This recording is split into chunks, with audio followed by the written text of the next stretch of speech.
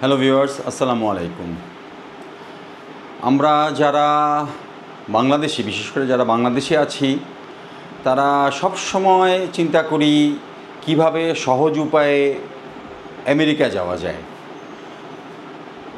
America যাওয়ার অনেকগুলো way আছে, তার মধ্যে যেগুলো সবচেয়ে বেশি পপুলার আমাদের দেশে, ওয়ার্ল্ড ওয়াইডই পপুলার, সেগুলোর মধ্যে হলো স্টুডেন্ট ভিসা, ভিজিট ভিসা, আর হলো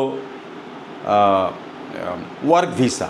ওয়ার্ক ভিসা মিন্স হলো EB3 যেটাকে বলে, আর স্টুডেন্ট ভিসা হলো F1 ভিসা, আর visit visa B1 B2 visa. আমরা যারা USA যেতে চাচ্ছি তারা এই তিনটা পপুলার ভিসাতেই আমরা যেয়ে থাকি। সাধারণত আমাদের দেশ থেকে এই তিনটা ওয়েতেই আমরা আমেরিকায় যেয়ে থাকি। তো অনেকেই আমার কাছে জানতে চেয়েছেন যে কিভাবে সহজ উপায়ে USA যাওয়া যায়। এই তিনটা ওয়েতেই আমরা সহজে USA যেতে পারি। তার মধ্যে সবচেয়ে প্রথমেই বলবো সেটা হলো স্টুডেন্ট ভিসা। যারা আমরা স্টুডেন্ট ভিসা কিন্তু আবার সবার জন্য সব বয়সে এটা কিন্তু অ্যাপ্রোপ্রিয়েট হবে না। যারা আমরা স্টুডেন্ট আছি, যারা বাংলাদেশে খুব ভালো রেজাল্ট করেছি, আমাদের যাদের আইএলস অনেক ভালো, যাদের আদার্স পার্টিকুলার্স ভালো, তারাই শুধু স্টুডেন্ট ভিসায় USA যেতে পারে। সেক্ষেত্রে অনেকগুলো ক্রাইটেরিয়া আপনাদেরকে মেনটেন করেই আপনাকে USA যেতে হবে। এটা একটা সহজ পদ্ধতি বাংলাদেশ থেকে USA যাওয়ার। এরপরে যেটা সবচেয়ে বেশি পপুলার আমাদের দেশে, সেটা হলো B1 B2 visa, visit visa. এই ভিসায় আমাদের দেশ থেকে সবচেয়ে বেশি মানুষ আমরা USA যাই। সেক্ষেত্রে এই ভিসার বলবো যে অনেকগুলো ক্রাইটেরিয়া মেনটেন করতে হয়। সেগুলো মেনটেন করে তারপরে আমরা ভিজিট ভিসাতে আমরা USA যেতে পারি। সেই ভিজিট ভিসা নিয়ে আমি আমার অনেকগুলো ব্লগ করেছি। আপনারা এই ভিজিট ভিসা নিয়ে আপনারা USA যেতে পারেন, এবং এর জন্য যে সমস্ত আপনাকে ক্রাইটেরিয়া মেনটেন করতে হবে সেইটা আপনার অবশ্যই মেনটেন করেই আপনাকে B1 B2 ভিসার জন্য অ্যাপ্লাই করতে হবে। এরপরে যেটা আছে বলবো, এই ফাঁকে আমি একটু বলে নেই, B1 B2 ভিসার ক্ষেত্রে আপনাকে অবশ্যই যেটা সবচেয়ে বেশি ইম্পর্টেন্ট, আপনাকে একজন ভিজিটর হিসাবে আপনাকে প্রমাণ করতে হবে। সেটার জন্য আপনাকে অনেকগুলা দেশ ভ্রমণ করতে হবে।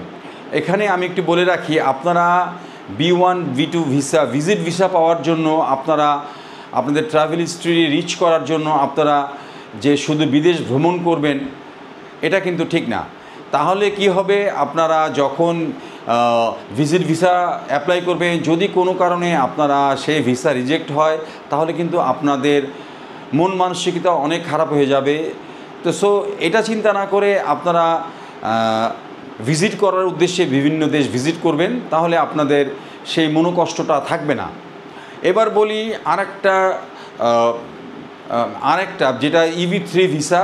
এই ভিসাতে যাওয়া আরেকটা সহজ পদ্ধতি, যদিও সহজ বললাম কিন্তু আসলে এটা সহজ না। এটা হলো আপনার স্কিলের উপরে। এটা এত ইজি প্রসেস না, এই প্রসেসটা অনেক জটিল। যেই EB3টা ভিসায় যদি আপনাকে USA-র কোনো multinational company like McDonald's, like KFC, like others যেগুলো আছে, তারা যদি আপনাকে এছাড়া IT সেক্টরে বিভিন্ন ফার্ম আছে, বিভিন্ন কোম্পানি আছে, তারা যদি আপনাকে মনে করে আপনার স্কিল আছে এবং এই ক্রাইটেরিয়ার লোক USA নাই, USA যদি এই ধরনের কোনো লোক পাওয়া যায়, সেক্ষেত্রে কিন্তু EB3 ভিসায় আপনারা যেতে পারবেন না। কারণ হলো আমেরিকার গভর্নমেন্টের যেই রুলস অ্যান্ড রেগুলেশন যেটা আছে, সেটা হলো যদি ওই দেশে USA-তে যদি এই ক্রাইটেরিয়ার লোক যদি না পাওয়া যায় বা এটা যদি অপ্রতুল হয়, সেক্ষেত্রেই EB3 ভিসাতে আপনি যেতে পারবেন। এটা অনেক একটা জটিল প্রসেস এবং একটা ব্যয়বহুল প্রসেস। বিভিন্ন ওয়েতে আমাদের দেশ থেকে মানুষ EB3 ভিসায় যাচ্ছে এবং সেটা এই EB3-র জন্য বিভিন্ন রকম গ্যাম্বলিং চলে, বিভিন্ন ধরনের টাকা পয়সা লেনদেন হয়। তো এই ব্যাপারে আপনারা সাবধান থাকবেন এবং এটা নিয়ে আপনারা আরও ডিটেলস বিভিন্ন ইউটিউবার আছে, তাদের ব্লগে এগুলো ডিটেলস দেওয়া আছে এবং আমেরিকার ওয়েবসাইটেও এগুলো এই ব্যাপারে অনেক কথা বলা আছে। একটু সাবধানতার সহিত আপনারা EB3 ভিসা অ্যাপ্লাই করবেন।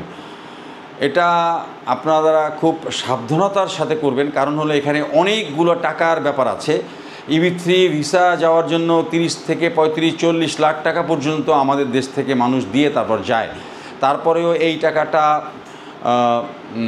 কি বলে এটাকে জালিয়াতি হতে পারে, টাকাটা আপনার দুষ্কৃতিকার হাতে পড়তে পারে এবং আপনি ফলস পজিশনে পড়ে যেতে পারেন এবং আপনি এটাতে EB3 ভিসা থেকে বঞ্চিত হতে পারেন।